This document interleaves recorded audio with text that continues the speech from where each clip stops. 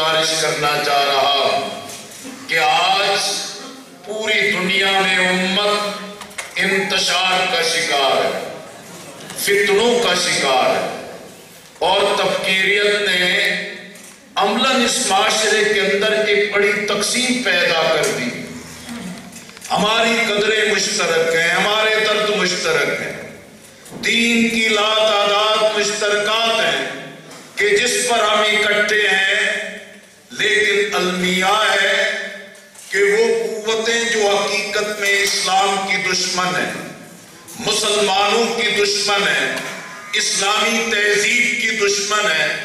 جو ہماری تعلیم پر، ہماری تہذیب پر، ہمارے عقیدے پر، ہماری بامی محبت پر حملہ آور ہے، وہ تو یہی چاہتے ہیں کہ مسلمان آپس میں تقسیم ہو جائیں اور اس تقسیم کی بنیاد پر وہ اپنے جھنڈے اور اپنی بالادستی کو قائم کریں۔ حقیقت میں آج اتحاد امت کی ضرورت ہے۔ آج اتحاد امت کے سوا اہل ایمان کی بچت کا کوئی اور راستہ نہیں۔ اور آج اگر ہم یہ سمجھیں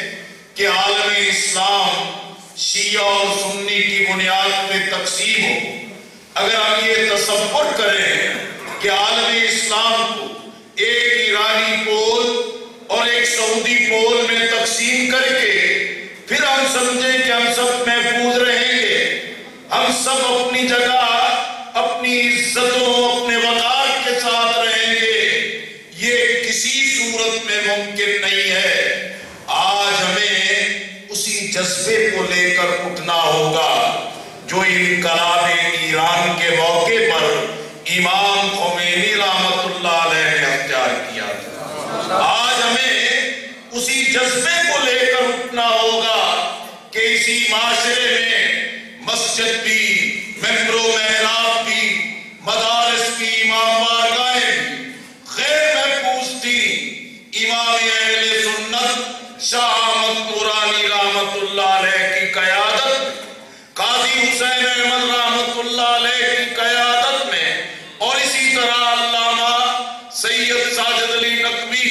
قبلہ کی قیادت میں جس طرح تمام مسلک متحد ہوئے، جس بامی بنیاد پر اتفاق کیا، اسی جذبے کو اثر نو پیدا کرنا ہوگا۔